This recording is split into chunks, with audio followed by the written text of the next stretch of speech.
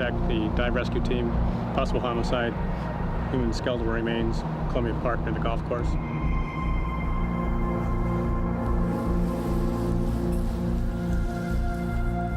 County 60 dispatch, can you confirm a possible homicide, Columbia Park, on the Columbia River?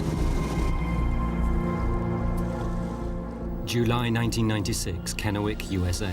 A skull's found by the Columbia River. But this was to be no ordinary homicide.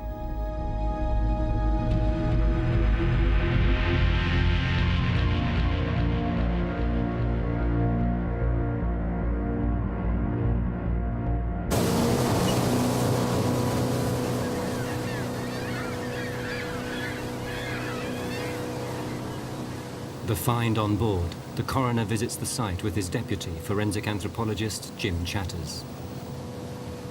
The Kennewick man case began like any other forensic case. It was one of those really wonderful evenings. It had been really hot all day, it'd been 108 degrees. The skull looked immediately European-like. It was long, narrow, very constricted behind the eyes, with an extremely prominent nose.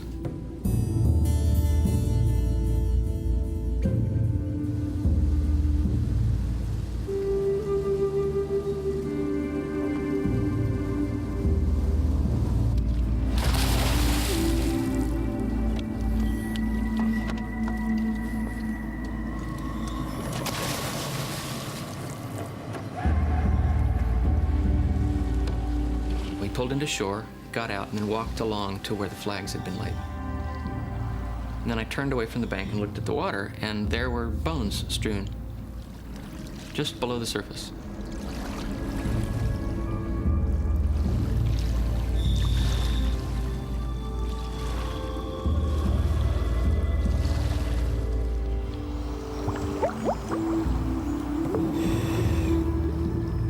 Dr. Chatters found most of the skeleton torn from the bank by erosion.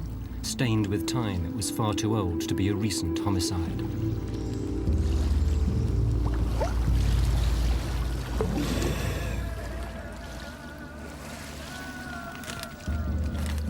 I got a look at the pelvis, and it was clearly a man.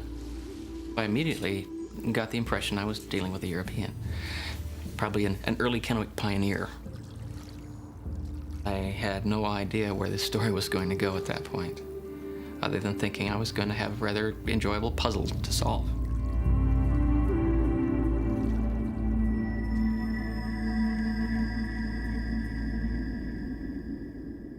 I did descriptions of some of the bones and some of the injuries to the bones, and I was able to get a cast of the skull. The bridge of the nose is very prominent. The skull itself is quite narrow, really rises to the back, a kind I had only seen among peoples of Western Eurasia.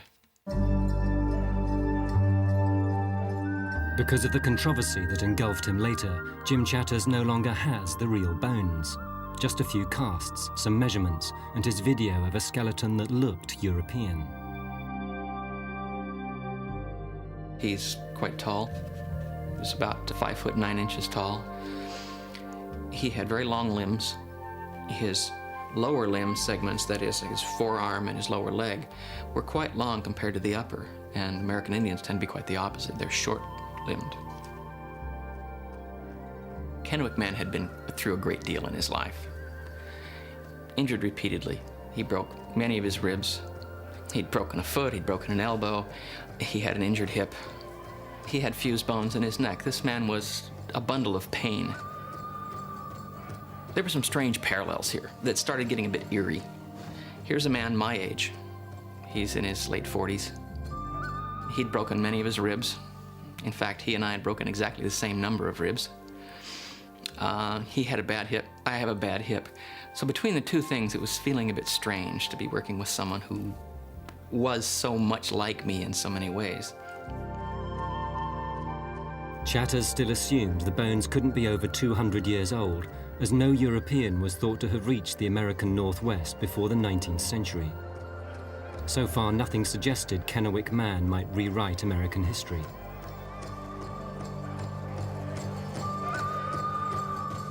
The amount of carbon in his bones indicated he ate a lot of fish during his troubled life.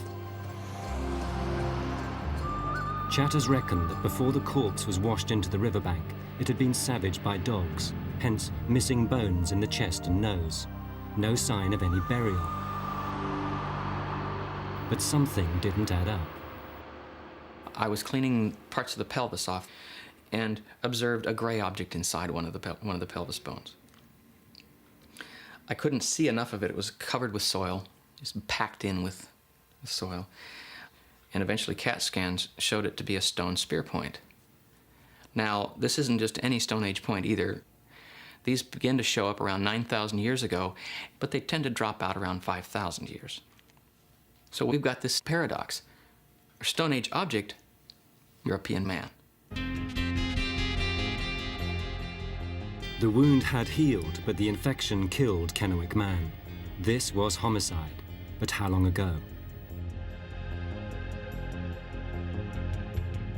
The bones in a box, Chatters set off that August on a long journey north to Ellensburg to get a second opinion from a leading forensic anthropologist.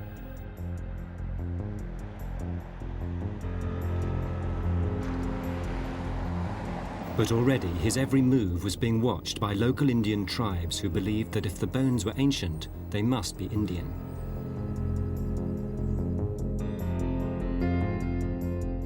The Columbia River runs through Washington state in the American Northwest.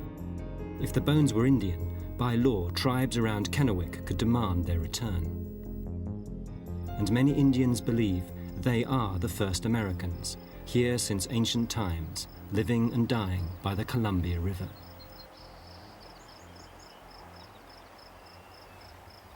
Since the beginning of time, our elders have told us the history of this land, the importance of this water, the Columbia River, the Snake River, the tributaries. All those are like a vein of blood to our people. To this day, we still go by those laws of thousands of years ago. My heart is saddened when I hear that another one of my elders has been found and dug up. We keep telling people, don't disturb or bother our relatives, because right now they're not at rest.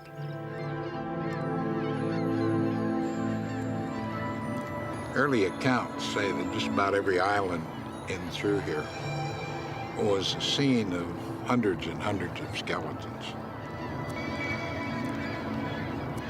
I think the deep theological meaning is that souls do continue after death, and therefore they shouldn't be isolated souls.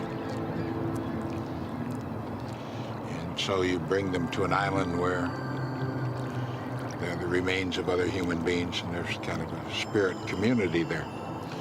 So those beliefs and practices are held very strongly by tribes in this area.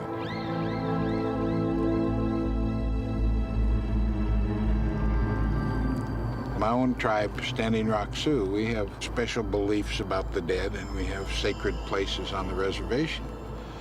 You can talk to some elders.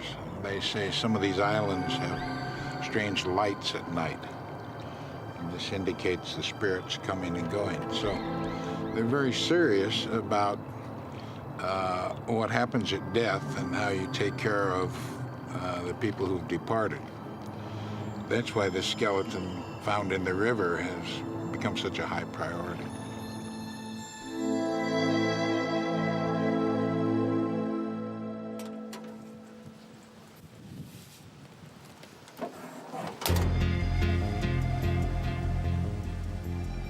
The Indians also wanted to find out who the homicide victim was.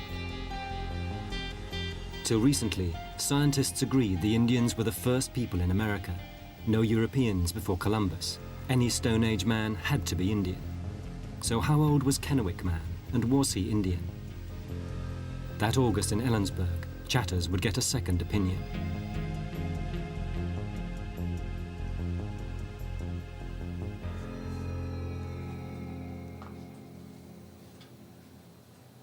Dr. Chatters called me because I'm a forensic anthropologist. And One of the things forensic anthropologists do is when the police bring them bones or something like this, they have to tell the police or the sheriff's office or whatever, this is male, female, Caucasoid, Indian, Negroid, or whatever, as best they can. And it depends on what kind of bones you find, of course. So the skull is one of the very best indicators of any racial affiliation.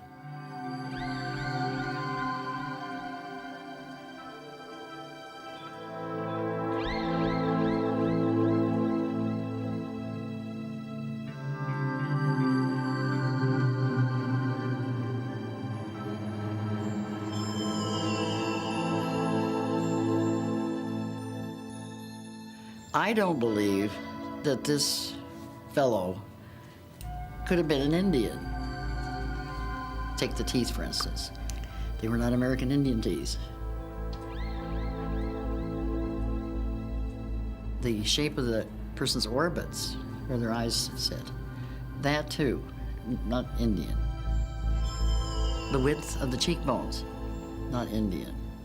The size or the length, the breadth of the head, not Indian. Then Jim handed me the pelvis with a projectile point embedded in it. Obviously, the fellow was shot in the rear end, and I recognized the fact that it was very, very old, because that was a very old projectile point. And I looked at it, and I looked at Jim, and I said, well, how can this be? And you're thinking, how can a white person be present that many years ago? How did he get here? Where are some of the rest of these folks, Did he come by himself? How did he get here? I couldn't believe this.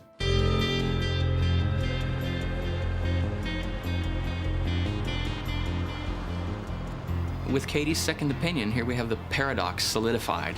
We've got this Stone Age object in what would seem to be someone who should only arrive 100 to 200 years ago.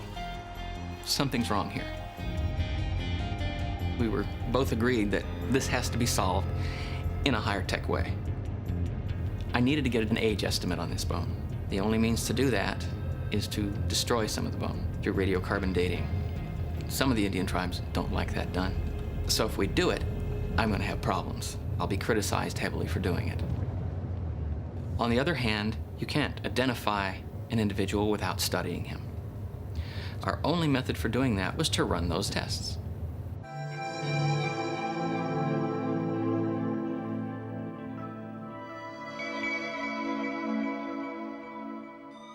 Chatter sent samples of Kennewick fingerbone for radiocarbon dating and DNA analysis by some of America's most eminent scientists.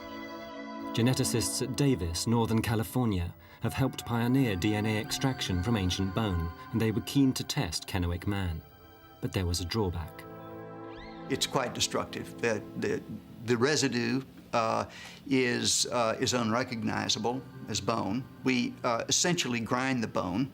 The most effective method we find is to use a coffee bean grinder.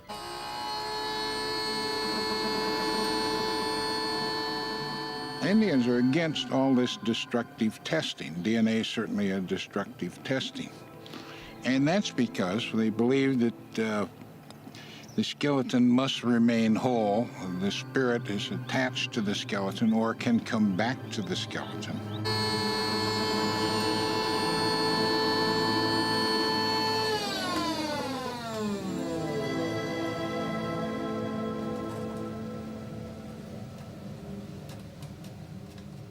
We have 12 and a half samples that we refer to as the ancient ones because they are collectively the oldest samples from Native America. Native Americans have by orthodoxy been regarded as Asiatic in origin. Kennewick opens up the opportunity or the likelihood, the possibility that this is not the entire picture, that there have been at least one additional migration from Europe. Chatters waited anxiously for the test results, conclusive checks on the origin and age of the homicide victim. Late that August, he took a call from the radiocarbon dating lab and got the shock of his life. Are you sitting down? Was the first question. Or are you ready for this? And she says, it's 8,400 years old. That's 8,400 radiocarbon years old. Makes it over 9,000 in real years. I had thought it possible, because he was so different looking, that he could be very old, but I didn't expect that. I thought, I'm not that lucky. 150 years to 200 years would make him an early settler. That's exciting enough. That's as far as my luck extends. So I thought we were going to have, that's the age I expected. Here it comes back, it's 9,000 years. Oh my God, this is going to get complicated.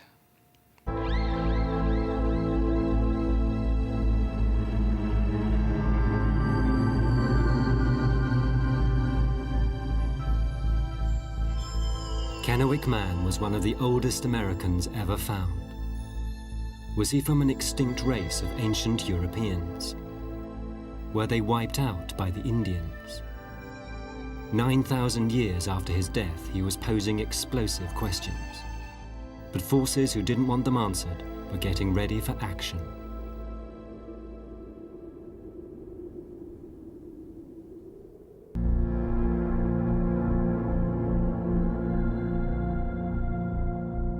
At the Smithsonian Museum, Washington, D.C., the forensic specialist Doug Owsley is often hired by the FBI for high-profile murder cases. As an anthropologist, he's trying to build a database comparing ancient and modern American skulls.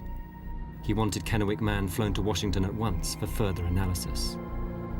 I was first contacted in the fall of 1996 by Dr. Chatters as a representative of the coroner. And he explained that they had an extremely important discovery that was well preserved, and the skeleton showed features that were very different from what he was used to seeing. This matched Dr. Owsley's finding that some early American skulls have many features which just don't look Indian. When you're talking about skeletons from the time of Kennewick Man, those are extremely rare. But people have begun to systematically examine skeletons and remains that date to that time period. When you start looking at their features, when you start looking at their morphology, one of the things that you see is that they show features that are quite different from modern-day Native American people.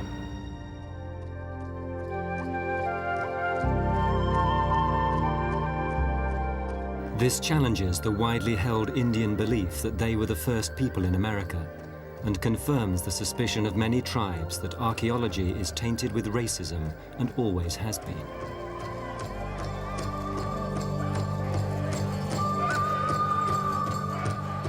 Exploitation of natives, and particularly native skeletons, has been at the basis of archaeology from the beginning. And for a while, an Indian skull was worth $60 in the East, and people used to go through graveyards and cut off these heads.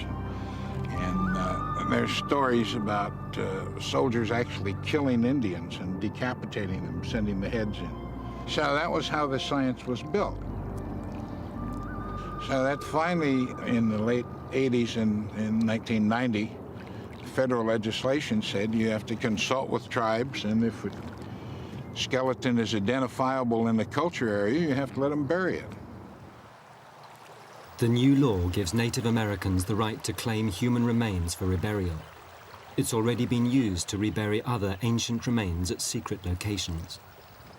The site where Kennewick Man was found is owned by the US Army's Corps of Engineers, so they are his legal guardians.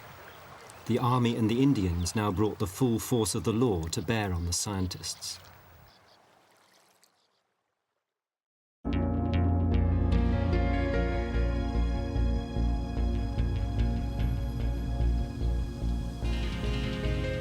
Five Indian tribes demanded the Army secure the return of the ancient one for reburial.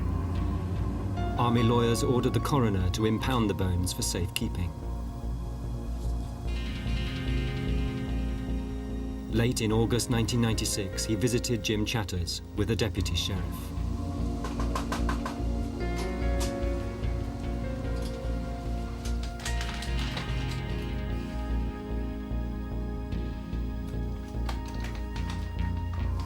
As I'm packing the bones away, There's this overwhelming sense of loss.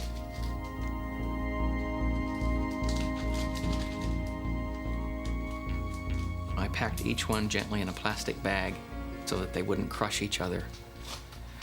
And that's all I was able to do.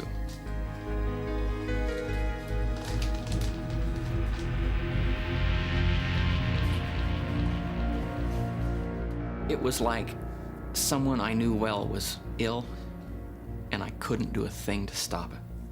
Their inevitable death. These bones were going to go into Indian hands and be reburied as soon as possible. They were going to be lost to science. They were going to be lost to humanity forever. His air ticket cancelled, Kennewick Man never flew to the Smithsonian. Outraged, Dr. Owsley wrote to the army and the tribes. His approaches were rebuffed. Angry at the growing number of ancient bones lost to science through reburial, he and 7 other top scientists made their stand with Kennewick Man, filing a lawsuit to study the bones that never arrived. If we lose this case, then that will set the standard for what happens in the future. And if we lose, then that essentially means that when discoveries are found, there will not be the opportunity to examine those skeletons to find out what they really represent. We have to win in the sense that we're standing up for the American public, for the right to examine these skeletons and to learn from them. I consider Kennewick Man a teacher for all ages, and I want to be free to learn from him. If that isn't possible, then I think that that's the ultimate denial of his place in history.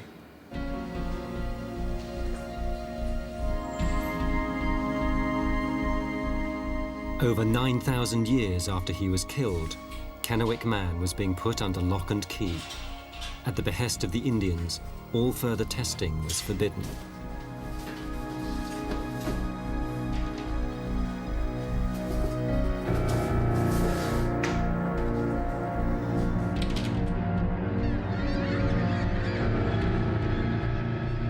There is a fear among the tribes that they don't really know who this gentleman is. And if it should turn out to be a spirit that they would get on the wrong side of, then that would bring a lot of misfortune on the people. So that's why a lot of tribes are very aggressive about this skeleton, see. The army blocked a second radiocarbon test to double-check Kennewick Man's age. Their lawyers also stopped tests on his DNA. We were told not only to stop, but to return the material and all the documents, the gels, all the writing that we had that documented what we had done. We were told no longer belonged to us, but belonged to the government. The Kennewick's DNA samples were placed within small tubes called Eppendorf tubes, flame sealed, so that it would be clear if they had been tampered with. And then we placed the plastic tubes inside of a larger plastic tube and superglued the top of that tube shut.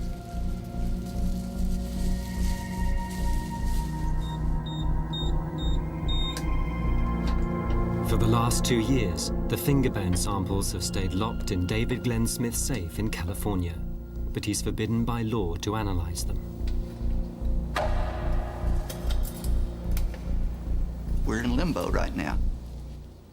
We're simply waiting until, hopefully, the court tells us how to proceed, or until someone comes to pick up the bone. And when you look over here, right there, you see the little tiny serrations of the edge of... All Jim Chatters had left were his casts of the skull and a few bones, plus a hastily shot video. As rumors spread of a prehistoric white American, other claims to Kennewick Man followed, including one from another group with an unusual legal case. May Odin himself speak to you. May he move in your dreams. May he open the doorways between this world and the next one, that wisdom come out.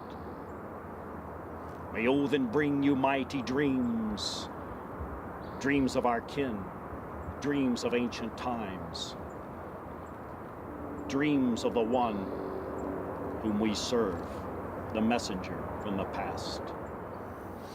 I am a Gothi, which translates roughly as a priest or a leader in the Alsatru religion. And Alsatru is the revival of a traditional native European religion that was practiced in Northern Europe long ago. Our interest in Kennewick Man revolves largely around the conviction that he is related to us, that in fact this is an individual who, although he obviously doesn't have recent roots, shall we say, in Europe, does ultimately have roots there, and thus is a kinsman of ours, someone that we have a particular obligation to. As soon as we learned that, A, it seems as though this individual may well be related to early Europeans, and B, that they were going to give the remains to the Indians, who, with all due respect, in my opinion, probably are not directly related in the sense that I think we may well be, we filed our own suit in federal court to keep this from happening. The far-traveling one, as some of us call him, has a message for us. I don't know what that message is.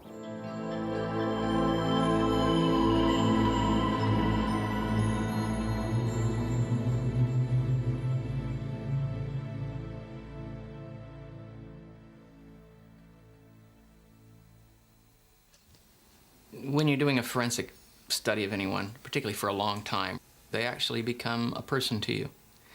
And there was a need to sort of reconnect with that person. The cast of the victim's skull was an exact replica that would satisfy any murder inquiry. Jim Chatters used it to see what Kennewick Man had looked like. He was helped by a sculptor, Tom McClelland. We're doing a layering process right up to the finish of skinning him out and making him a fleshed out individual. We're not really creating a person here. We're watching a person come from the bone, from the skull to the flesh. The structure of the bone, the structure of the muscle tissues, every structural layer we add determines what that individual looks like. It's amazing how much you can tell from the bone. There are little roughened, raised areas here that are the attachment points for the muscle that raises the round part of the chin. And among other things, these muscles are used when we grimace in pain. And this man went through a great deal of pain, so this is consistent with what we know about his history. We're also at this point putting the nose together and positioning it. And the standard for the nose, we're not absolutely sure the standard is correct, but it's the one that's used in facial reconstruction. And that is that the length of the subnasal spine, which is this little projection here, is 1/4 the length of the whole nose. So from its base in there to the end of the nose, in this case would be 48 millimeters, which would put the nose way out in here. And so we put a clay mimic in there for the nose, and we see the projection of it. It's a very large nose. There's no getting away from that. That support it has underneath is substantial. It's definitely holding up something of significant proportions. The size of his nose, the shape of his nose, the very prominent high bridge and projection of his nose is more typical of peoples of Western Eurasia, many of whom are referred to as Caucasoid peoples.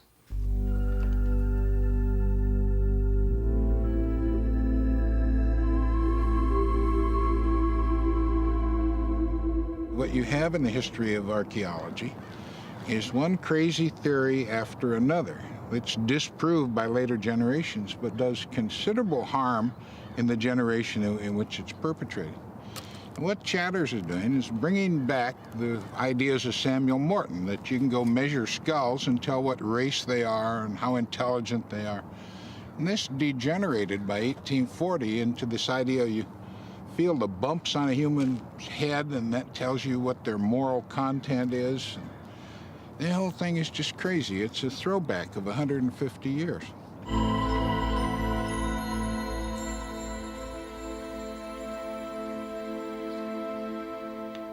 In fact, Dr. Chatters had always applied the most up-to-date objective methods he could to avoid racial bias. The reconstruction of the head met strict forensic criteria used by courts to identify murder victims whose faces have rotted away. These tissue thickness markers, the thicknesses have been determined by studying large numbers of people. Now, these are thicknesses that we will not exceed as we work. These are our controls. These keep us from getting carried beyond the scientific accuracy.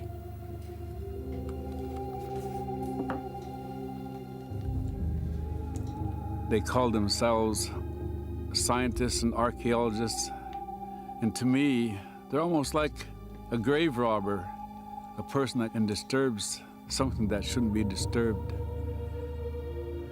And that's breaking the hearts of my elders, because they continue to tell them, no, leave them alone. Leave them lie as they were.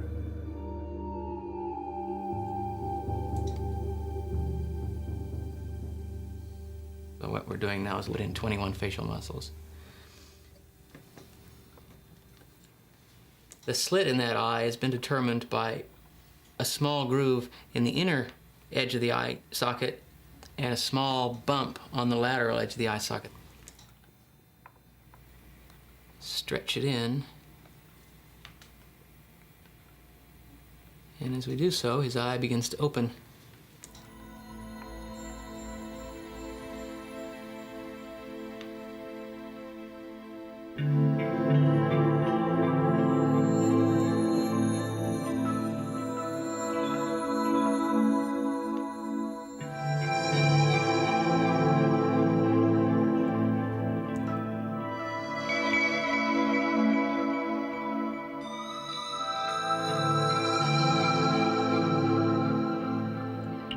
Now we're to the stage of laying in the skin. In this case, our muscle is the sort of reddish-brown color, and the skin is this high-quality, soft gray clay.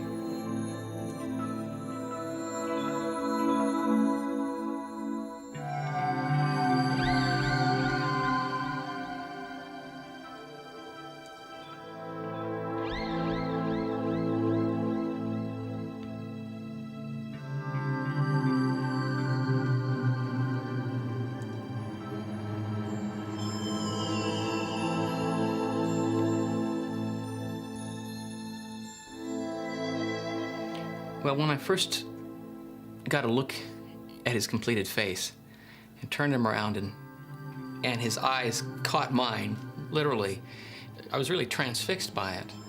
And I really got a sense of a man who was about to speak to me. The peopling of the Americas was not a singular process. The first people coming in did not come as a single wave of very clearly Siberian-type people, but rather it was a much more complex, ongoing process that may have begun with this early Eurasian Homo sapiens. To bring up that fact has really created a firestorm that I've found myself in the middle of. Even the forensic reconstruction would fan the flames of controversy as Kennewick Man made headlines across America, 9,000 years after dying from a spear wound.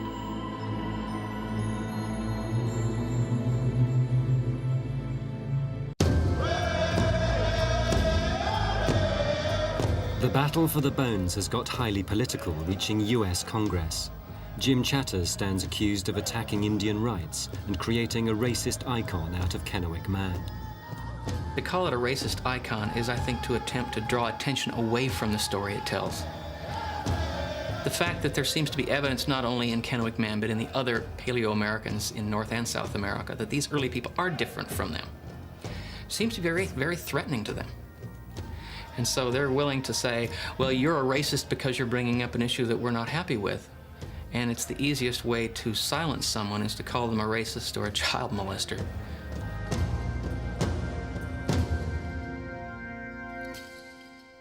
Today we have a politics that says, oh my God, you shouldn't say these things about the past, or you shouldn't be able to research the remains of past people in the Americas for political reasons.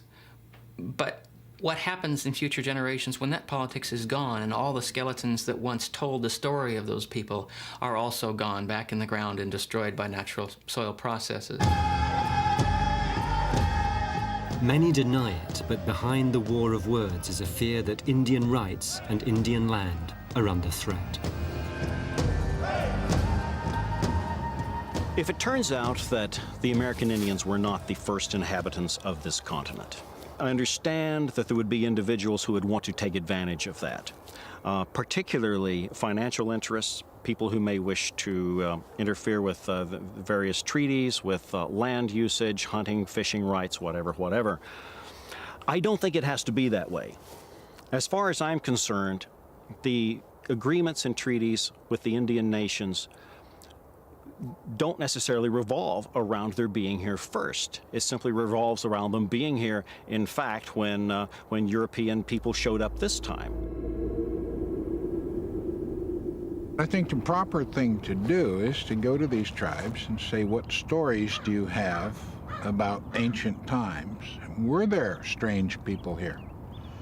Now, if you go down to Nevada in the Great Basin, the Washos and other tribes have stories of red-headed, tall people that came through their territory. And so you have to say, who were the red-headed, tall people? See, that's a basis where you take the Indian memory and now you turn to science and you say, let's both solve this problem. But these scholars don't ask those questions and they don't work with Indians. They want to be the first people to say, I discovered all this. Well, that's an adolescent attitude. Now, how does any scholar in the world know who was here even 500 years ago? They don't. That's pure speculation.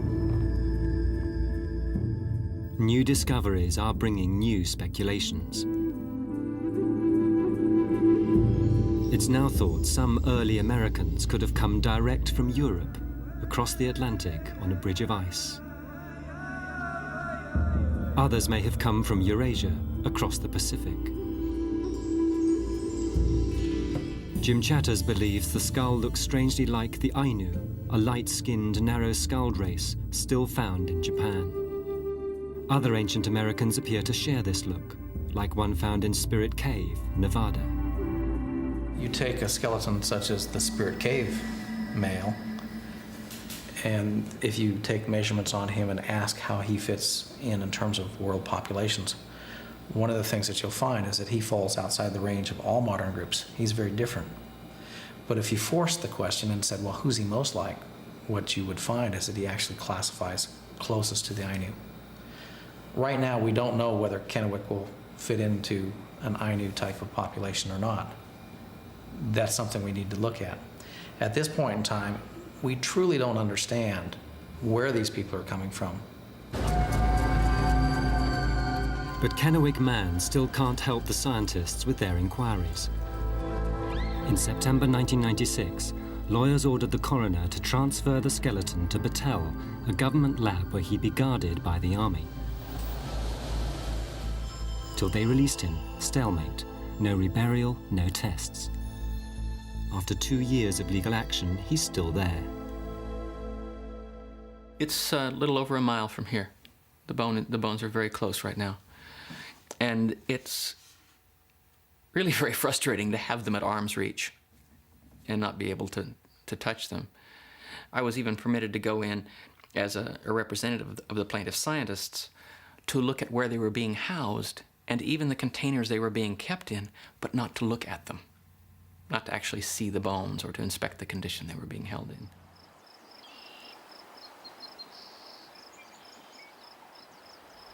This medicine is called Patishwe, and I'll be lighting it on behalf of the Ancient One.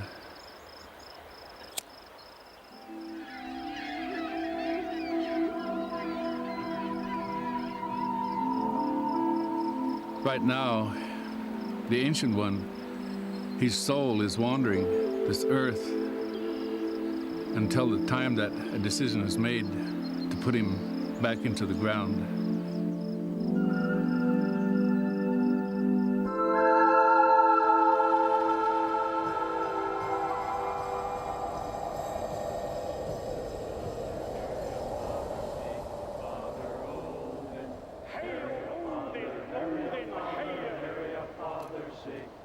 Then in July 1997, astonishing news. Under pressure from religious groups, the army had been letting them right into Battelle to comfort the spirit of Kennewick man. The remains were being kept in a simple white wooden box. We saw little cedar fronds or branches sort of lying in there, and it looked like they were kind of interlaced through things a bit, you know, under some things and over some things. And part of me thought, well, that's wonderful, you know, the Indians cared enough for this individual, whoever he may have been, to honor him by some right out of their traditions. But another part of me was a bit horrified because, and this might be good religion, but it's bad science. The Indian tribes have been in there 5 times.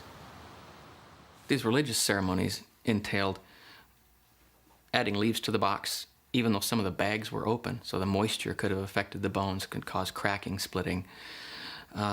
They added ashes to the box, apparently burned cedar leaves or probably burned sagebrush into the box. That, if it's mingled with bones that are going to be sent for carbon dating, can potentially contaminate those. Any handling that's done can break off small fragments that are important to fitting pieces, particularly pieces of the skull, back together so that adequate measurements can be gotten. There's a great deal of risk involved here.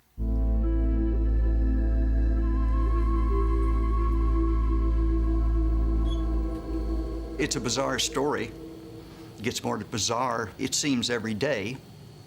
The Kennewick skeleton has been apparently contaminated so that we're not really certain that if we analyze the material, that the DNA that we extract from that material is from Native Americans who have handled the bone and contaminated the bone, or from Kennewick itself. Our opinion is that the material that we have now in my safe is the only uncontestable material known to be from Kennewick. But whatever these samples could tell the world remains a mystery as long as testing them's against the law.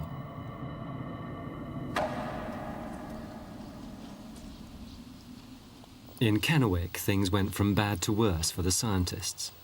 Late in 1997, Jim Chatters found what could well be another piece of Kennewick man, but it seems the army lost it. I found a small rib fragment, very distinctly human. And that bone was whisked off to Battelle as well, but it wasn't kept with the rest of the Kennewick skeleton. It ended up being kept outside the secured area with the skeleton, and ultimately was taken out and reburied by the Indian tribes. And it wasn't even scheduled to be reburied. They actually picked it up and carried it off without permission.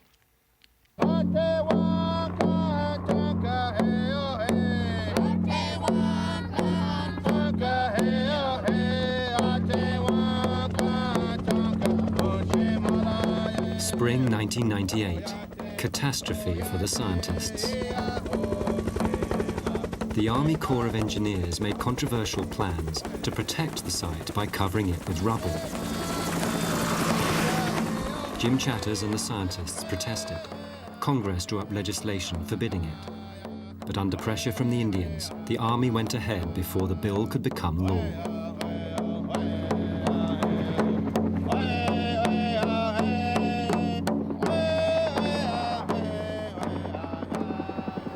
The skeleton was revealed by virtue of erosion processes in the first place.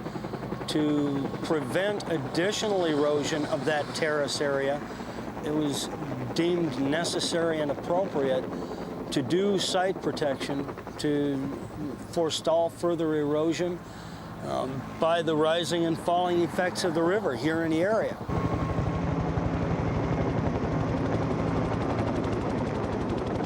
Folks were describing basically that we would do something tantamount to, the sort of dive bombing the site with material. Quite the contrary. The plan that we had in place was for soft placement of material.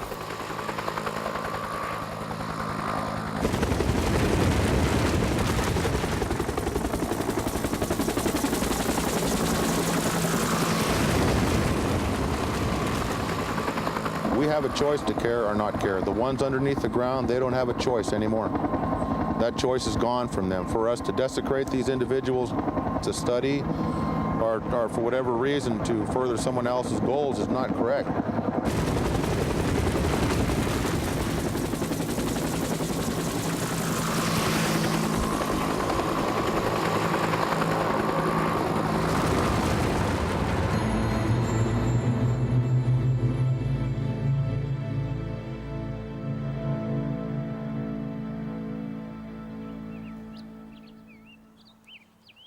They've dumped in tons and tons of this rock right on top of where the last vestiges of Kennewick man's skeleton lay. Those pieces of bone, those little fragments, are in fine mud, and these rocks will ultimately crush them. And they call it soft replacement technology. They've piled in tropical carbon in these coconut logs, coconut fiber matting. It's going to rot and it will filter down into the soil and impede our ability to get accurate radiocarbon dates on that soil. They've done exactly what the Indians have wanted them to every step of the way. It's a farce. If it weren't so damaging, it'd be funny. It's like a Monty Python movie. Everything is out of place. Everyone is doing something other than what you would expect a normal human being to do. The homicide of Kennewick Man remains unsolved. His future, like that of American archaeology, depends on the outcome of the million-dollar court case being fought over his bones. Much Native American material equally important as Kennewick has not been accessible by us because various museums are waiting to find out whether or not the courts will require them to return the material. If the courts decide we must return the material, then all of the skeletal material in the collections and museums around the country will never be able to be studied for DNA analysis. Archaeology of the kind that is totally intrusive into people's lives or culture or religion should not be allowed to begin with. I mean, whoever gave a select group of scholars the right to intrude on all kinds of communities and say, this is who you are and this is what we're going to take? You check the U.S. Constitution. There's nothing in there that gives these people the right to anything. And what you have in this lawsuit is a question of whether the Constitution is going to protect the religion of the Indians or the interest of a small group of scientists. What's really at stake here is not just Kennewick Man. They're stripping all American Indian materials from museums. What's occurring is the entire history, all the physical evidence of the history of North America is being taken and shoved away back into the ground in a complex jumble that will never be interpretable again. It's the equivalent of torching the Library of Alexandria, because it is the library that documents the history of a continent.